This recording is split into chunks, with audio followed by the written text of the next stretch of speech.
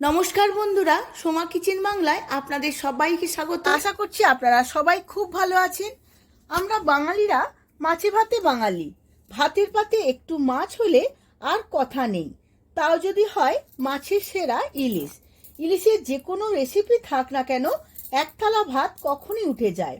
তাই আজ আমি নিয়ে এসেছি বেগুন দিয়ে ইলিশ মাছের পাতলা ঝোল। খুব সহজ একটি রেসিপি, কিন্তু খেতে দুর্দান্ত হয়। আপনারা খুব সহজেই বানিয়ে নিতে পারবেন। তার জন্য ভিডিওটি প্রথম থেকে শেষ পর্যন্ত দেখার অনুরোধ রইল। আমার চ্যানেলের নতুন বন্ধু হলে চ্যানেলটিকে সাবস্ক্রাইব করার অনুরোধ রইল। চলুন দেখে নেওয়া যাক রেসিপিটি। বেগুন দিয়ে ইলিশ মাছের পাতলা ঝোল বানানোর জন্য এখানে আমি 4 পিস ইলিশ মাছ নিয়ে নিয়েছি। এবার এই মাছগুলোর মধ্যে নুন আর হলুদ মাখিয়ে নেব।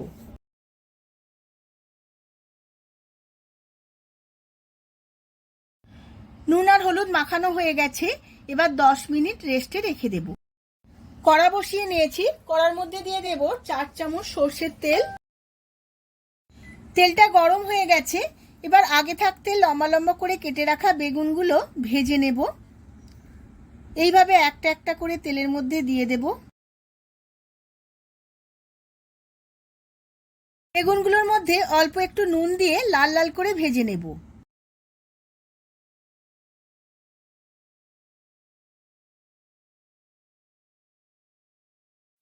বেগুনগুলো লাল লাল করে ভাজা হয়ে গেছে।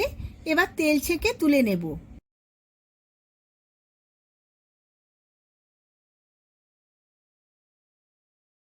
ওই একই তেলে নুন হলুদ মাখানো ইলিশ মাছগুলো ভেজে নেব।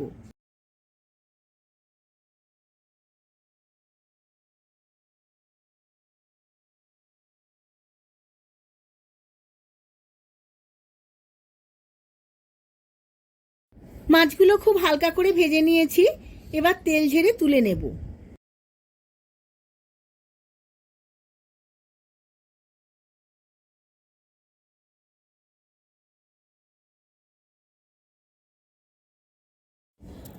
ওই একই তেলের মধ্যে আরো কিছুটা তেল দিয়ে নিয়েছি। এবার এর মধ্যে ফোড়নে দিয়ে দেব হাফ চামচ কালো জিরে, আর দেব 5-6টা চেরা কাঁচা লঙ্কা। কালো জিরে আর কাঁচা লঙ্কা খুব ভালো করে তেলের সাথে ভেজে নেব। আর এর মধ্যে দিয়ে দেব হাফ চামচ লঙ্কার গুঁড়ো, 1 চামচ হলুদের গুঁড়ো, আর দেব হাফ চামচ জিরের গুঁড়ো। আর খুব ভালো কালার আনার জন্য দিয়ে দেব 1 চামচ কাশ্মীরি লঙ্কার গুঁড়ো। অল্প একটু ভেজে নেব।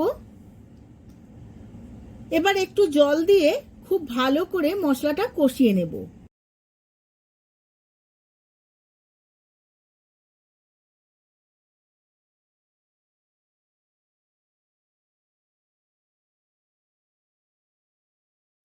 মশলাটা খুব ভালো করে কষিয়ে নিয়েছি। এবার দিয়ে দেব এর মধ্যে পরিমাণ মতো জল।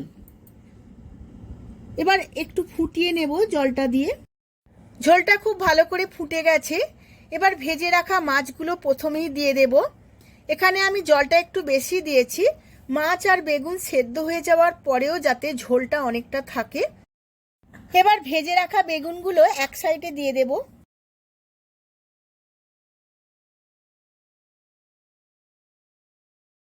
গ্যাসের ফ্লেমটা লোতে রেখে এইভাবে আমি 10 মিনিট ফুটিয়ে নেব। কিছুক্ষণ ফুটিয়ে নিয়েছি। এবার দিয়ে দেব স্বাদ মতো নুন। নুনটা আমি লাস্টে দিলাম, কারণ বেগুনগুলো না হলে একদম গলে যেত। এবার কিছুক্ষণ নাড়াচাড়া করে 2 মিনিটের মতো আরো ফুটিয়ে নেব।